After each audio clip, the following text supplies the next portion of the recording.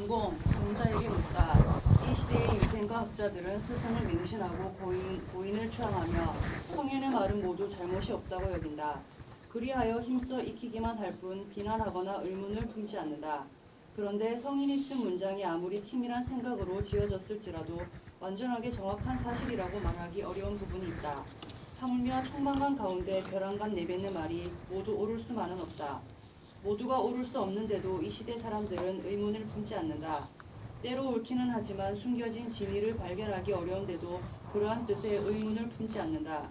생각해보면 성현의 말도 서로 맞지 않는 부분이 많고 그 문장 전후에도 서로 모순되는 논리가 많지만 대부분의 학자들은 깨닫지 못한다. 다음과 같이 말하는 사람이 있다.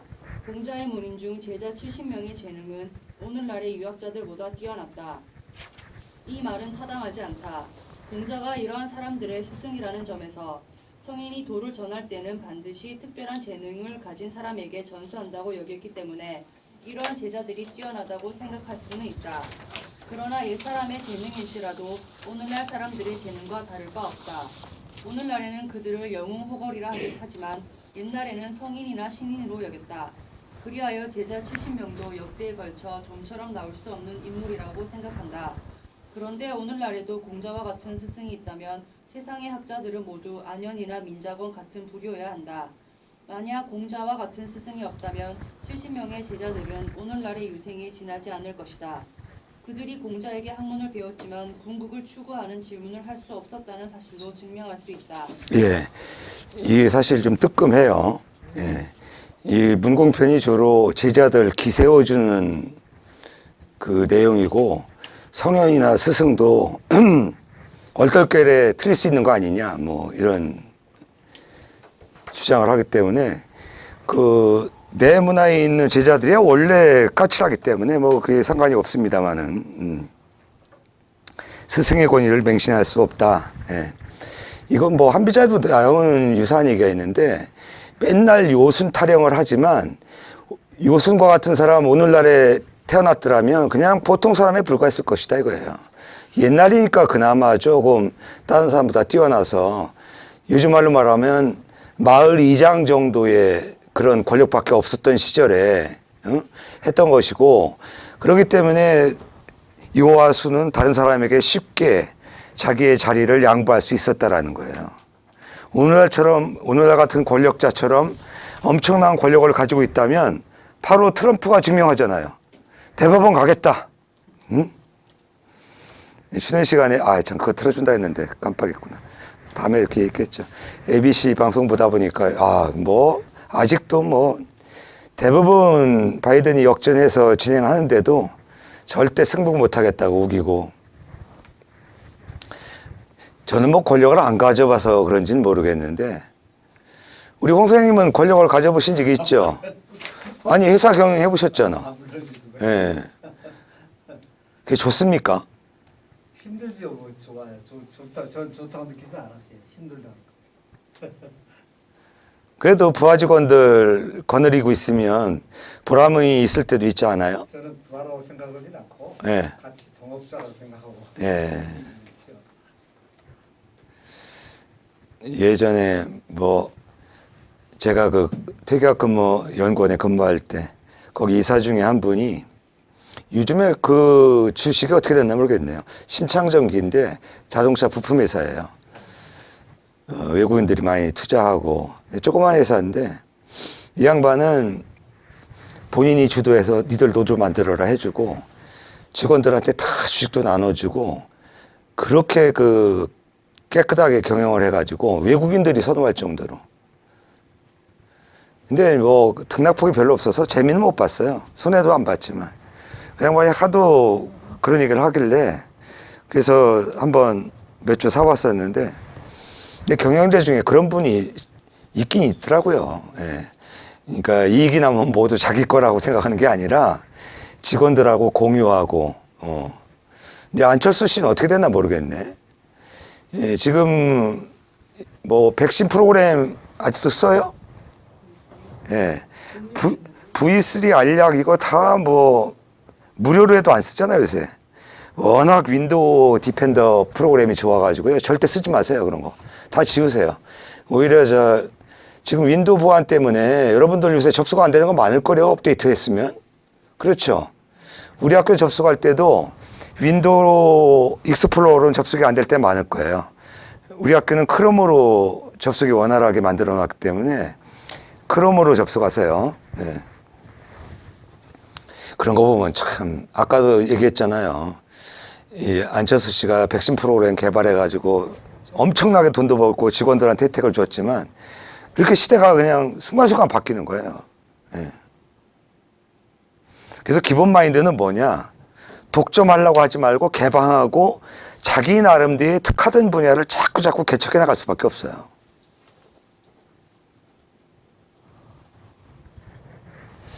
예, 구체적인 얘기는, 핵심적인 얘기는 이따 원문으로 보고요. 예, 계속 읽으세요. 성인의 말은 원래 이해하기 어려워서 도리를 곧바로 철저하게 깨닫기 어렵다. 그런데 곧바로 철저하게 깨달을 수 없다면 마땅히 질문해야 한다. 이해할 수 없는 부분에 대해서는 마땅히 질문해서 그 뜻을 깨달아야 한다. 모두 다 이해할 수 없다면 마땅히 논쟁해서 그 뜻을 깨달아야 한다. 고요는 순임금 앞에서 치국의 도리에 대해 설명했다. 그러나 내용이 얕고 간략해서 핵심을 꿰뚫지 못했다. 이에 우의 비판과 추궁이 더해지자 비로소 얕은 내용이 깊어지고 불충분한 의미가 분명해졌다.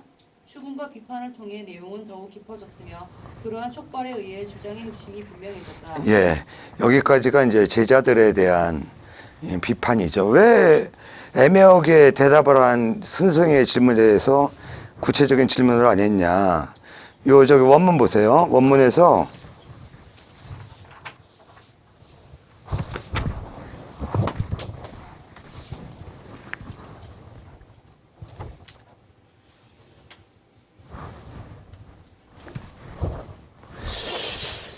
그게 왜 더 잘리지? 이상한데. 아까대로 놔야 되겠다.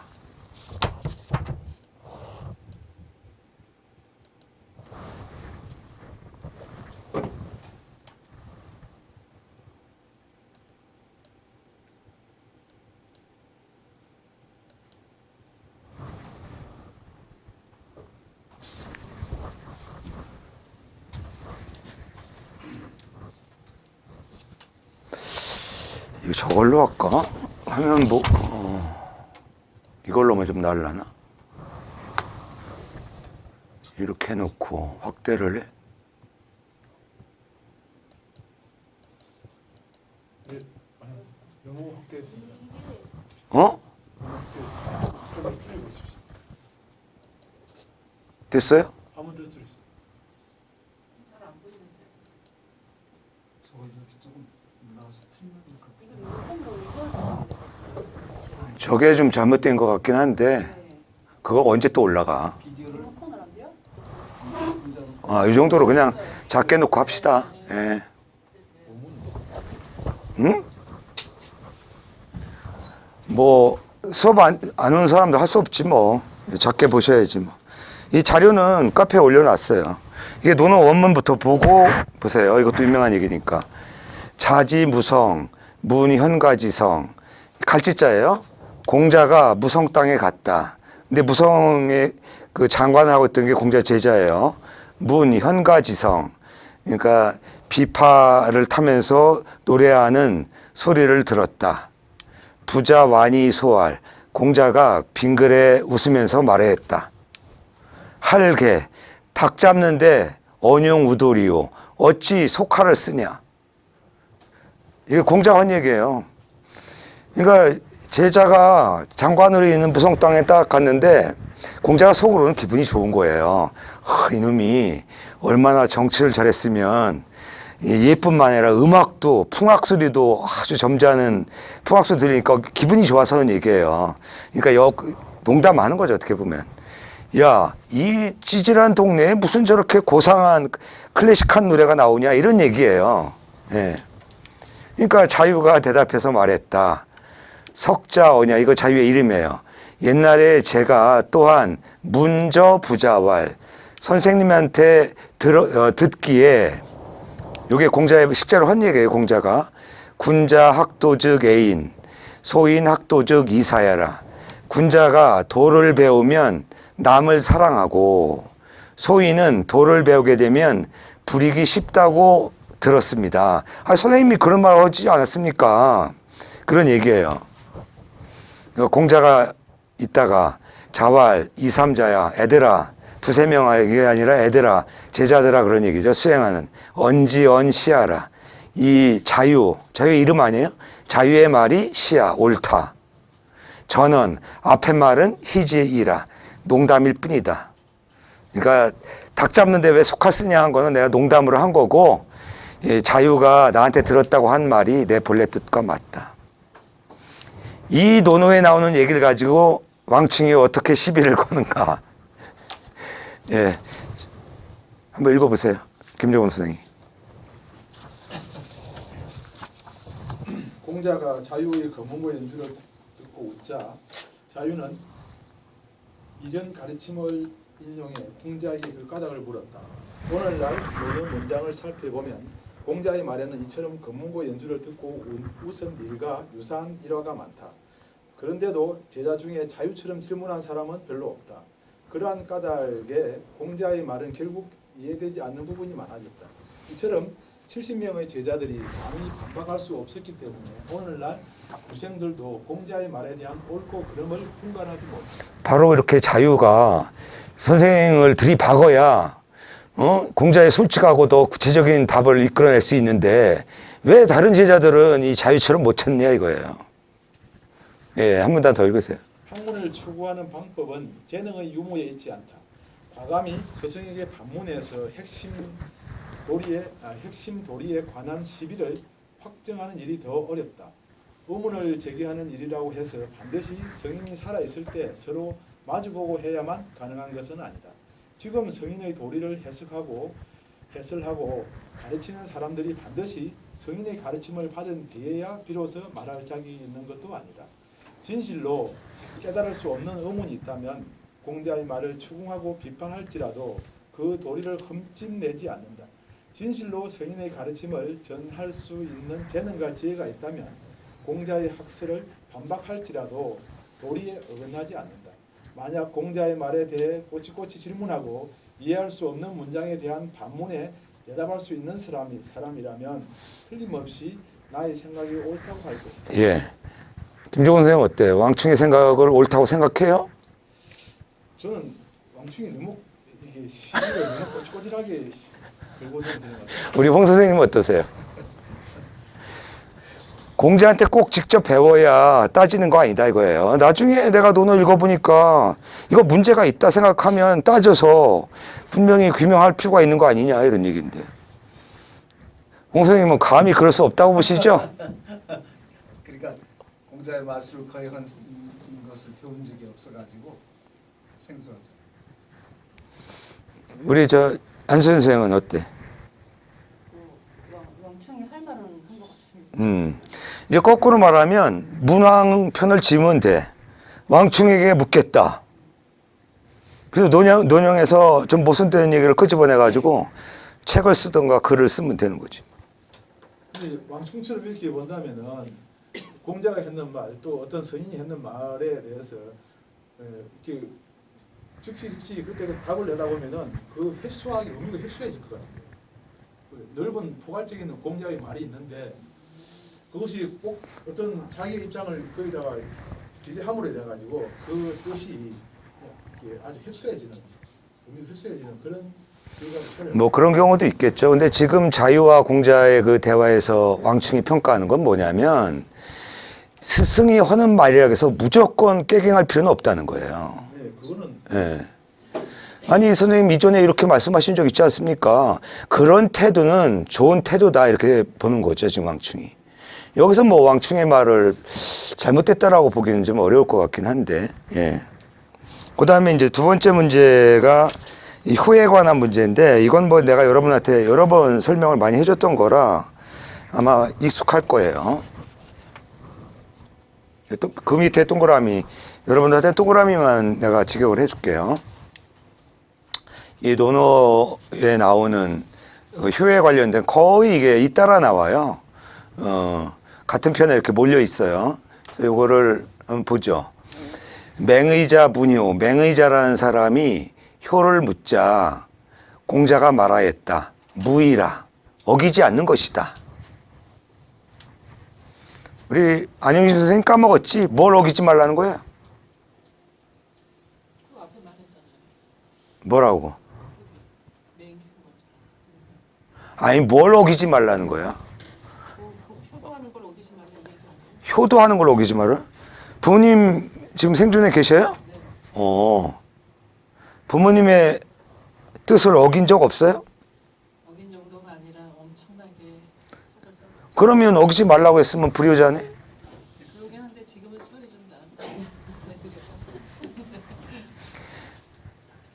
그러니까 번지가 이제 그러고 나서 공자가 수레를 탔던 모양이에요. 번지가 수레를 모는데 공자가 알려주기를 맹손 씨가 이 맹의자죠.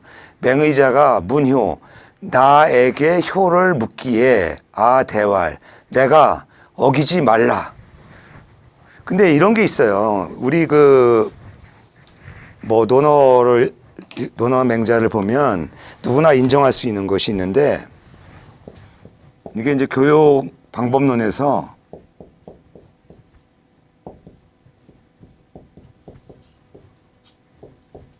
인재시교라고 그래요. 재능에 따라 가르침을 베푼다. 논어에 인이 100여 번 나오고 제자들이 여러 차례에 걸쳐서 인에 대해서 물어도 정치에 대해서 물어도 한 번도 똑같이 대답을 한 적이 없어요. 그 이유가 뭐냐? 그 사람의 눈높이에 맞춘다는 거예요. 이게 재능에 따라 가르침을 베푼다라는 얘기고요. 또 하나는 공자가 비슷한 유형의 어떤 제자의 질문을 하거나 어떤 특정한 제자를 평가할 때 그 내용을 보면 그 해당되는 사람의 장단점을 알 수 있다는 거예요. 그러니까 늘 예를 들어서 정치에 대해서 묻더라도 똑같이 대답하지 않는 이유가 뭐냐면 제자의 약점이라든가 장점을 토대로 해서 대답을 한다는 거죠. 그게 깔려 있다는 거예요. 이걸 인재시교라고 그래요. 그걸 염두에 두시고, 그렇다면 이 맹의자가 효를 묻을 때 어기지 말라는 건 뭐예요? 맹의자라는 사람이 무언가를 자주 어겼다라는 얘기가 돼요. 그 무언가는 아직 안 나왔지만. 야, 그 맹손 씨가 나한테 효를 묻길래 어기지 말라고 그랬다. 그러니까 공자가 불만을 얘기한 거죠. 당신 나한테 효를 묻기 이전에 뭔가 좀 잘못하고 있다 이런 얘기죠. 근데 맹의자가 더 이상 묻질 않았거든요. 그러니까 공자가 유대 말하면 제자가 운전하는 차를 타고서 제자한테 얘기를 하는 거죠. 그러니까 공자도 뭔가 미심쩍은 거예요. 이놈이 제대로 내 말뜻을 이해했는지. 그러니까 번지가 하우이야 선생님 그게 무슨 뜻입니까? 이렇게 물어요. 하위야는 번역이 정해져 있다고 그랬죠? 무슨 뜻입니까? 그러니까 결국은 이거예요. 이따가 왕충도 얘기하겠지만, 아니, 자기를 수행하는 제자도 이해하지 못하는 말로 맹의자라는 사람한테 효에 대해서 대답을 했으면, 이거 뭔가 공자가 문제가 있는 사람 아니냐 이거예요. 제자도 이해하지 못하는 단 한마디로 효도가 뭐냐고 물었을 때, 어기지 말라.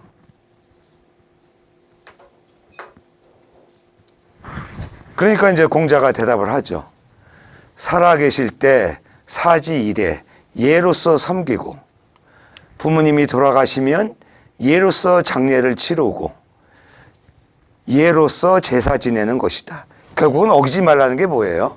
예를 어기지 말라는 거예요. 다시 말하면 권력자라고 그래서 절제하지 않고 조절하지 않고 무조건 화려하고 번거롭게 부모를 모시는 게 효가 아니란 얘기예요. 그러니까 보여주기식인 효도는 진정한 의미의 효가 아니라는 거예요. 이게 유교의 본질이에요.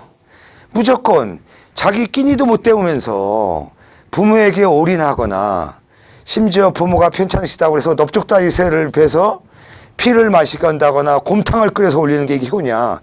상강일식 때는 그렇게 나와요. 이게 얼마나 왜곡된 유교의 효입니까? 그러니까 효는 사랑이잖아요. 자식이 부모에 대한 사랑이에요.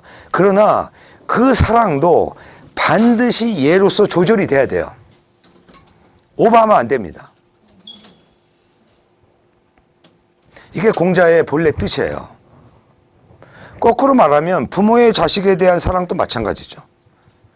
아무리 자식이 이뻐도 절제를 해야 되죠.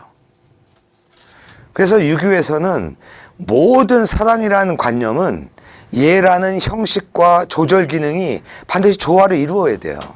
예. 이거 내가 공자를 너무 엄호해 준 것 같은데 이제 왕충의 비판은 좀 이따 보고요. 성인이 맞습니다. 괜찮습니다. 예? 성인 맞습니다. 그 다음에 이제 맹무백은 맹의자의 아들이에요. 예.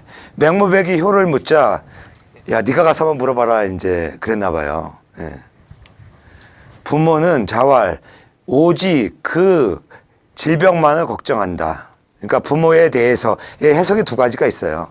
자식 입장에서 부모의 질병을 걱정하는 것이냐, 아니면 부모는 늘 자식이 혹시 다치지 않을까 걱정한다. 이게 두 가지 해석으로 이게 이제 어긋나는데, 왕충은 오히려 부모에 대해서 질병을 걱정하는 것이 옳다. 그러니까 너 그 부모 잘 모셔라 이런 의미로 이제 효를 설명하는 건데, 이것도 자식은 부모가 편찮으실까 봐 걱정하는 거 물론 있을 수는 있지만 모르겠어요. 저는 부모님이 다 돌아가셔서. 안 선생님은 어떠세요? 이 어디 아플까 걱정하는 것이 자식에 대해서 강해요? 부모가 편찮으실 거에 대해서 강하게 느껴집니까? 자식만이 하고 엄마는 곤란해요. 받아쓰기만 해요. 그 아무래도 자식 걱정을 더 많이 하는 게 부모의 일반적인 상례인 것 같다는 생각이 들어요. 예. 그렇죠? 예. 그래서 결국은 이제 나중에 되면 이제 그걸 깨닫게 되면 다시 이제 돌아가신 부모에 대한 그리움이 또 떠오르게 되는 그런 거고요. 그 다음에 이제 자유, 아까 나왔던 여기 닭 잡는데 왜 소 잡는 거 쓰냐라고 해서 선생한테 대들었던 자유가 효를 묻자 공자가 말하기를 오늘날의 효라고 하는 것은 충분히 봉양이라고 할 수는 있지만 이 물질적인 봉양을 가리켜요. 오늘날로 말하면 뭐 용돈 많이 드리는 거 사실 이것도 중요한 문제죠. 또 부모 입장에서도 자꾸 찾아오는 것보다는 코로나 시절에 계좌이체 해주는 걸 좋아하죠. 근데 지어 견마라도 개나 말에 이르러서도 모두 봉양하는 바가 있으니 물질적으로 뭐 우리 이것도 두 가지 학설이 있어요. 개나 말도 실제로 우리 경마장의 말들 그 시가가 뭐 수십억, 그 다음에 그 개인 관리사까지 둬가지고 털 관리 뭐 모든 질병 관리 다 하죠. 그 다음에 멀리 있을 필요 없어요. 우리 안순 선생 강아지에 대해서 올인하잖아요. 올인까지는 아닌데요. 그 정도면 올라가는 거죠. 아니에요. 제가 유달리 너무 많아졌어요. 하여튼 저는 1층이라 그런지 모르지만 거기다 이제 공원이라 그런지 뭐 개가 안 보이는, 그리고 개 종류가 왜 이렇게 많아? 진짜 개파냐? 저 부산에 최근에 있었던 일인데 제 이웃에 고양이가 그 병이 들었는데 뭐 암이라 하더라고요. 개도 안 많이 걸려요. 근데 그 집이 그렇게 잘 사는 집도 아닌데 지금 부산 서울 왔을 겁니다. 고양이를 데리고 수술하러 오는데 서울에 수술하는 데 있다더라고요. 한 1,000만 원 든다더라고요. 아니 2천만 원 들어요. 예, 그런데 또 뭐냐니까 자기 차가 있는데 자기 차로 자기가 혼자 데리고 가면은 고양이가 스트레스 받기 때문에 큰 차를 타고 빌려가지고 자기 식구들 어머니하고 뭐 언니를 태워가지고 고양이가 스트레스 안 받게 온다더라고요. 그래서 과연 그게 그러니까 그런 분들한테는 장자책을 좀 읽게 해야 돼요. 내가 그 다른 수업에도 얘기했잖아요. 옛날에는 그 은대에는 노인들을 때려 죽이는 풍습도 있어요. 식량이 모자란다는 걸로. 그 다음에 이제 그 노인의 고기를 이렇게 먹고, 또 묵자에도 나오는 얘기인데, 첫째 해가 나면 무조건 엄마한테 그거를 곰탕으로 먹여요. 둘째가 더 건강해지길 바라기 위해서. 근데 내가 왜 이런 극단적인 예를 들었냐면, 내가 아는 모 제자도 걔가 이제 치매가 걸렸다고 그래서 결국은 안락사 시켰어요. 근데 나중에 이제 검진해 보니까 또 암도 걸렸는데 거의 18년 동안 살았으니까 걔 나이로는 100살이 넘는 거라며요. 예. 근데 우리야 인간이야 어쩔 수 없는 거지만, 예, 동물에게까지 치매와 암 치료를 한다라고 하는 거는 결국은 뭐예요, 동물병원에서 의사가 권해서 눈물을 머금고 개 안락사 시키고 이제 뭐예요, 가족 묘에다가 이렇게 화장해서 이제 같이 묻어줬다고 그러는데, 뭐 몇 달 동안 뭐 울고 난리였었죠. 예. 근데 요즘은 극복해가지고 고양이 잘 키워요. 그러니까 내가 그랬거든요. 저 치매 걸리면 빨리빨리 교체해라 그랬더니 그게 안 된대요. 정이 들어가지고 절대 다른 개는 안 키우겠다라고 결심을 했던 친구인데, 고양이 2마리를, 비싼 고양이가 뭐지? 샴 고양인가? 이걸 키울 수밖에 없었던 게, 애가 이제 지방대 다니면서 키우던 고양이 2마리를 군대 간다고 데리고 왔으니 부모 입장에서 안 키울 수가 없잖아. 근데 고양이 키워보니까 거기에 또 빠져가지고 그렇게 개와 다른 또 색다른 맛이 있대요, 이 고양이가. 깔끔을 떨어가지고. 그러니까 사람이, 제가 왜 이런 얘기를 하냐면, 저도 수업에서 다 공개된 얘기니까 해도 되겠죠. 약혼까지 했다가 파원하고 제가 절에 들어가서 6개월 동안 수양도 하고 그런 경험이 있는데, 막상 그런 일을 겪고 나면 모든 게 다 허무하고 더 이상 사람 안 만나고 그럴 것 같지만, 일정한 시간이 지나면 어때요? 난 저거하고 똑같다고 생각이 들어요. 막 술이 취해서, 요즘은 그렇게 술을 많이 안 하지만 막 토할 때는 아유 이제 죽어도 술 먹기 싫잖아. 그렇죠? 근데 며칠만 지나면 어때요? 그 알딸딸한 그 분위기가 이거 이렇게 사람이 간사한 거예요. 장자의 의화에 보면 이런 게 수많은 게 나오는데, 이게 바로 뭐예요? 자연이 아닌 인간의 한계죠. 그러니까 노자나 장자는 뭘 메시를 하냐면, 본인의 그러한 그 변덕을 깨닫는다면 남의 변덕도 인정해 주라는 거예요. 그러면 세상이 평화가 온다는 거죠. 자기는 이율배반적으로 행동하면서 다른 사람, 다른 사회, 다른 국가에 대해서는 용납을 못해요. 우리 솔직히 말하면 미국이 이라크 침공하는 명분이 뭐였어요? 대량 살상무기 있다, 침공했어. 발견 못했어. 그럼 사과하고 변상해야 되잖아요.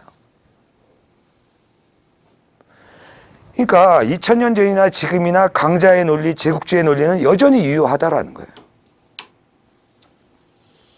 지들은 핵무기 갖고 있고 우리나라 못 만들게 하고. 참, 이게 인류 문화라고 하는 게 양적으로는 발전하는 것 같지만, 그 내재된 그 강자의 논리 저변, 저거 틀어야 될 것 같아. 추워요. 왠지 약간 추워졌어. 이제 싸울 줄 알았어. 이렇게 더우신 양반이 있는데, 어르신이 덥대는데, 난 싫어.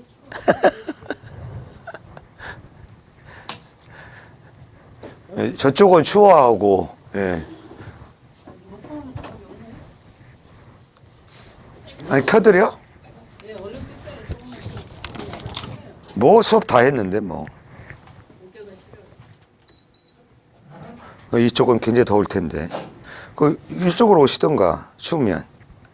제가 군대기가 무거워가지고. 제가 한마디로 꼭 여쭙고 싶은데, 네. 아니, 요거 맞죠, 번역하고. 개나 말에 이르러서도 모두 봉양하는 바가 있을 수 있으니 공경하지 않는다면 무슨 차이가 있겠느냐. 무슨 얘기냐면, 물질적으로 부모를 잘 모시는 것은 개나 말에 대해서 하는 것처럼 할 수 있다는 거예요. 그러니까 물질적인 봉양보다 더 중요한 게 뭐예요? 진정으로 부모를 사랑하는, 공경하는 마음이 전제되고 나서 물질적인 봉양하는 것이 더 중요하다. 근데 사실은 이 반려견이나 반려동물 키우는 사람들은 거의 형식적으로 사료 먹이는 게 아니잖아. 그렇죠? 다 배설물까지 검사해서 혹시 사료가 잘못된 거 아닌가. 예. 예. 지금 개와 고양이나 또 부모의 여기 고양이는 없어요. 그러니까 개나 예. 저 동물이나 어. 부모에게 대한 이런 부분도 우리가 그걸 사랑하는 표현을 예라고 한다면 과연 그 부분이 그 나를 위한 NG 그 대상을 위한 NG에 대해서 예를 들면 뭐 지금 강아지도 지금 얘는 기본적으로 주체를 위한 거예요. 그 개념을 좀 분명히 알아야 돼요. 그러면은 부모에게 장래 아니, 부모에게 효도할 때 부모한테 예의를 차리는 게 아니에요. 내 감정을 조절하라는 얘기예요. 얘는 모든 얘는 나를 위해서 하는 거예요. 장례를 왜 치러요? 나를 위해서 하는 거예요. 갑자기 화장해서 묻어봐요. 내가 그 험함을 극복하기 어렵잖아요. 그러니까 단계별로 염두에서 살아있을 때하고 가장 비슷하게 만들어 놓고 절차를 밟는 과정에서 점차 내 감정이 이완되는 거거든요. 상주를 위한 게 상례고 장례예요. 근데 본 사람을 위해서 장례를 춘다고 오바를 하는데 유교적으로는 그게 아니에요. 얘는 주체의, 얘를 실행하는 주체의 감정을 조절하기 위한 형식이다. 이걸 분명히 알아야 돼요. 그러니까 명절 때 절하는 것도 마찬가지예요. 차례 지내는 것도 마찬가지예요. 요즘 사람들은 차례 안 지내고 여행해도 마음에 찝찝함이 없어. 근데 옛날 분들은 명절이 되면, 이게 원래 뼈대 있는 집안은 명절 때 차례 안 지내요. 실제로 그렇습니다. 예.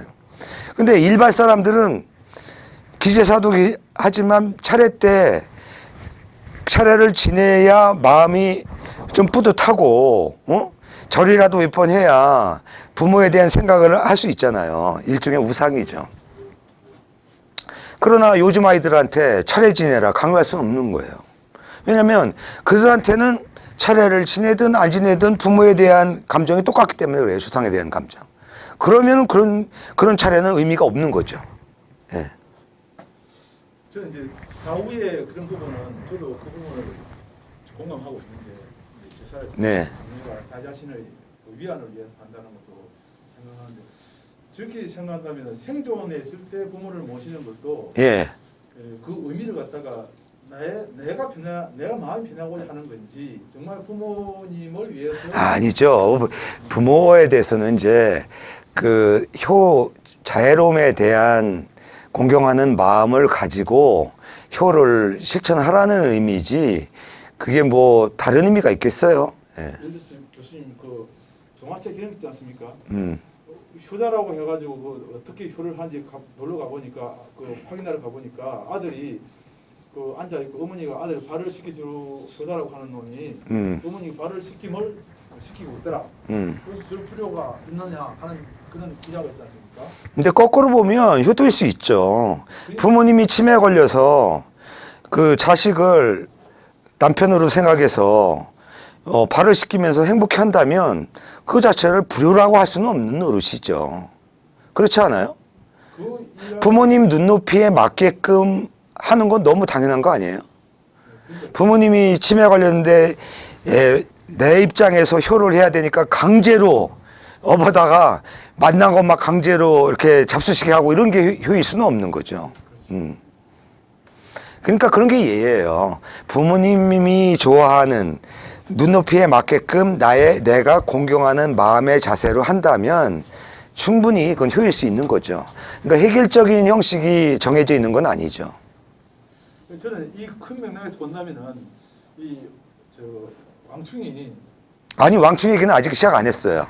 왕충이 너무 이게 아니 지금 노노 얘기만 하는 거예요. 지금 노노 얘기만 하고 거기에 대해서 이제 왕충은 효의 문제를 어떻게 그 공자와 제자들 관계의 설명이 뭐가 미흡한지 구체적으로 어때야 되는지는 이제 번역판 보면 나올 거예요.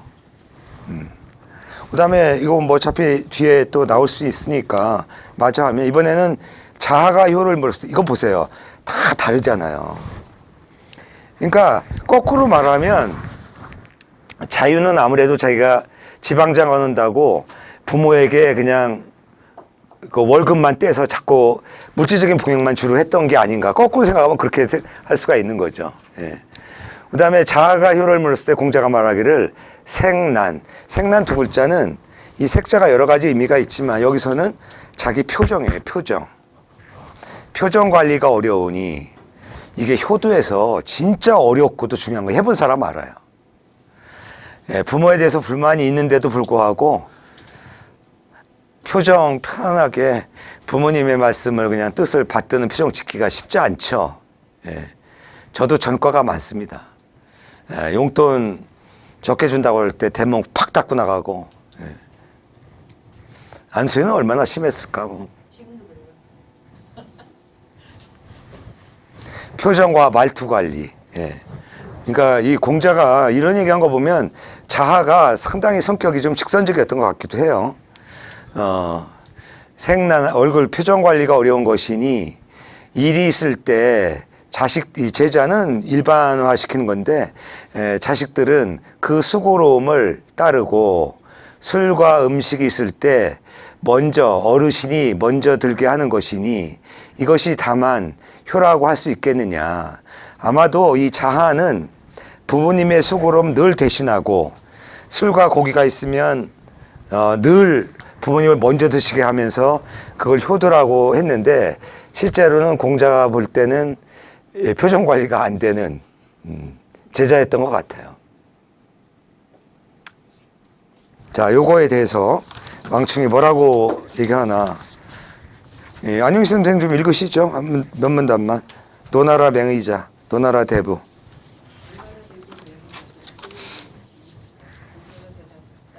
어긋나지 말라. 당신은 말라. 공자는 의자가 효에 대해 물었다. 어긋나지 말라고 물었다. 문제가 물었다.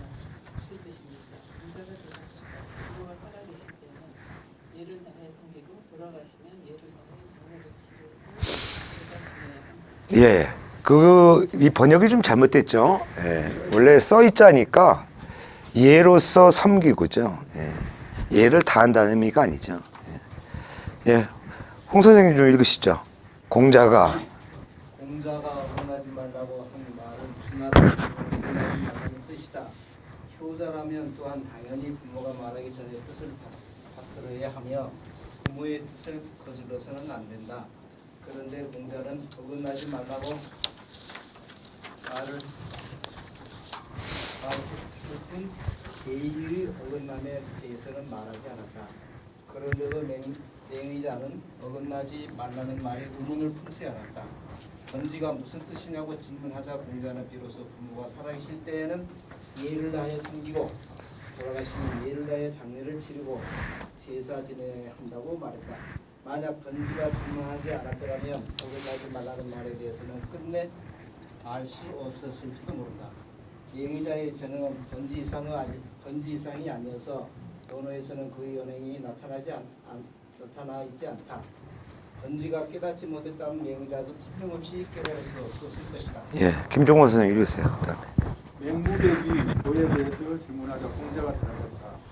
오직 부모의 병에 대해 걱정해야 한다. 무백은 언제나 부모를 걱정했으므로 공자는 오직 부모의 병에 대해서 걱정해야 한다고 대답했다. 무백은 부모를 걱정했지만 맹의자는 예에 어긋난 행동을 했다. 그렇다면 각각의 결점을 지적한 뒤 무백에게는 오직 부모의 병에 대해 걱정해야 한다고 말하고 맹의자에 대해서는 다만 물불의 재앙에 대해서는 예에 어긋나도 좋다고 말했어야 한다. 주공은 작은 재능을 가진 사람에게는 자세하게 타일렀으며 큰 재능을 가진 사람에게는 간략하게 타일렀다. 그러나 번지가 큰 재능을 가졌는데도 자세하게 가르쳤고 맹의자는 보잘것없는 재능을 가졌는데도 오히려 간략하게 가르쳤다. 이는 주공의 가르침과는 다르다. 맹의자의 결점을 책망한 일이 도리에 어긋나는데도 제자들은 전쟁하지 않습니다. 예. 오히려 맹의자한테 자세하게 설명해야지 자기 제자 번지한테만 자세하게 얘기해 주는 이런 편애가 어딨냐. 그 다음에 이영수 선생님 읽으세요.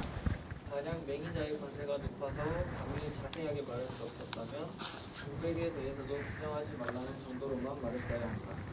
보다 노나라 맹씨의 자손이며 권세 또한 모두 높았다. 그런데도 무백에게는 자세하게 가르치고 맹의자에게는 간략하게 가르친 까닭을 알 수 없다.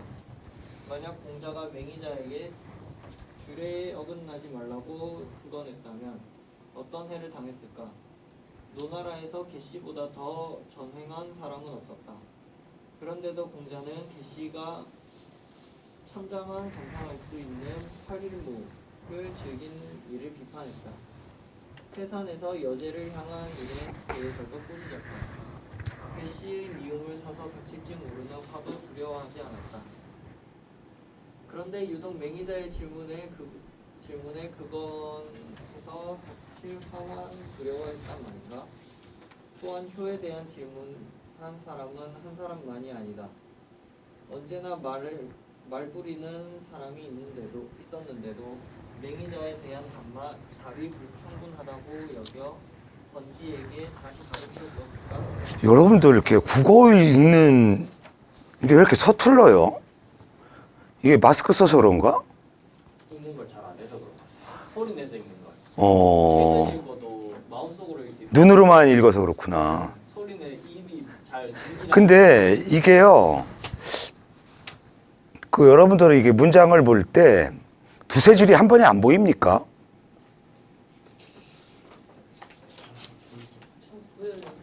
그게 안 보이니까 리듬을 못 타요.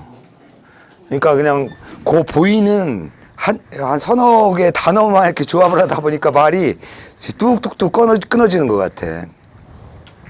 뭐 그건 뭐 다른 문제고, 이 실제 이 공자가 맹손 씨의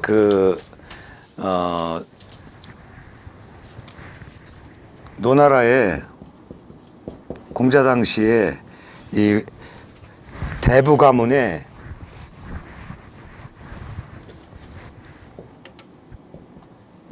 맹손 씨, 중손 씨 얘기는 안 나오는 것 같아요. 이게 두 번째가 중손인데, 숙손 씨, 아마 사형제 했던 것 같기도 해요. 맹숙계 그냥 이렇게 삼형제인지. 근데 논어에서 가장 많이 공자가 비판하는 사람이 개손 씨예요. 이게 대부인데 노나라의 왕실을 좌지우지했었거든요. 그래서 논어에는 8일편이 있어요.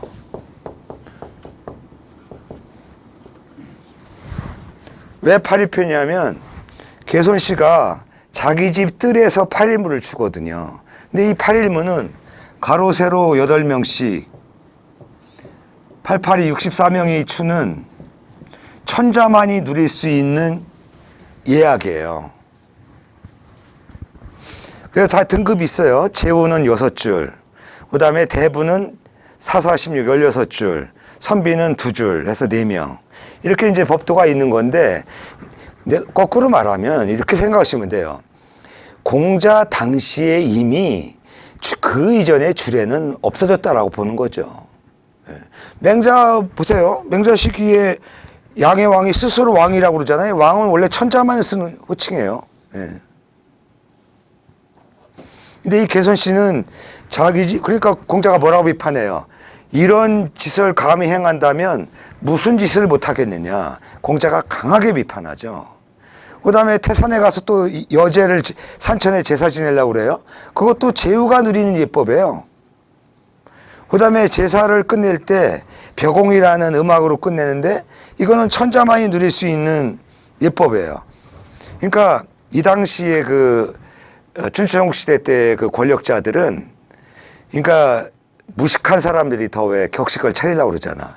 있는 척 해보이려고. 이미 피폐해진 예법을 지들이 좀 아는 사람들을 불러가지고 자문받아가지고 했던 게 아닌가 싶고. 그러니까 왕충의 얘기는 이거예요.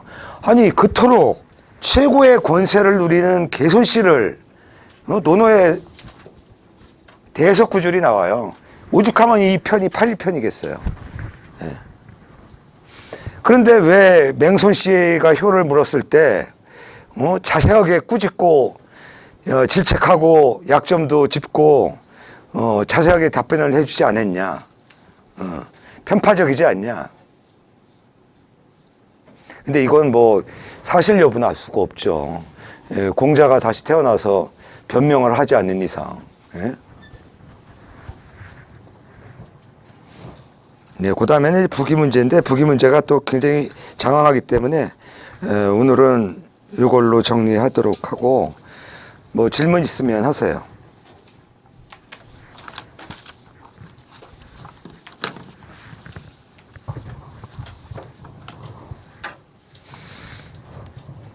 참 한대에 이런 논리적인 사상가가 나온다는 거 참 대단한 것 같아요. 그러니까 우리가 고전으로 전해지는 것들, 그 저작을 남긴 사람들의 그 수준이라는 게 뭐 왕충은 뭐 70제자도 오늘날에 태어나면 뭐 보통 사람일 거다 이런 식의 그 얘기를 하지만 그 시대에 말하면 뭐 공자 제자가 사기 공자세가에는 3,000명이 갔다고 그러지만 공자를 만나서 수행을 하거나 대화를 나누거나 가르침을 받았다는 대표적으로 70제자 뒤에 보면 이제 사과십철에서 10명의 철인 같은 분들은 정말 오늘날에 태어나더라도 정말 극소수의 그런 인재에 해당하지 않을까 그런 생각을 하게 됩니다.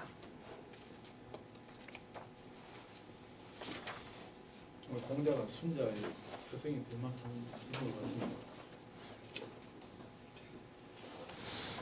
그러니까 뭐 우리 음악도 그렇지만 공자 같은 경우에 부침이 있었죠, 중국에선.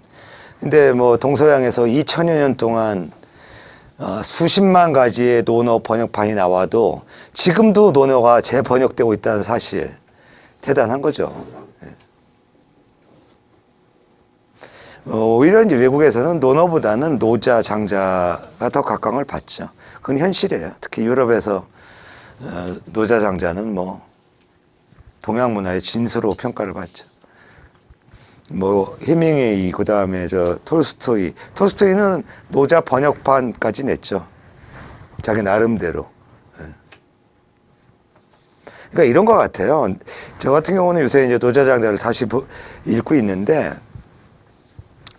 그 문자 그대로 오늘날 그대로 적용할 수는 없죠. 그러나 우리가 가지고 있었던 선입견이나 고집, 어떤 편향성 이런 것들을 되돌아보는 데는 노자 장자의 메시지보다 좋은 게 없어요. 그게 정치론이든 윤리론이든 처세론이든 많은 영감을 줘요.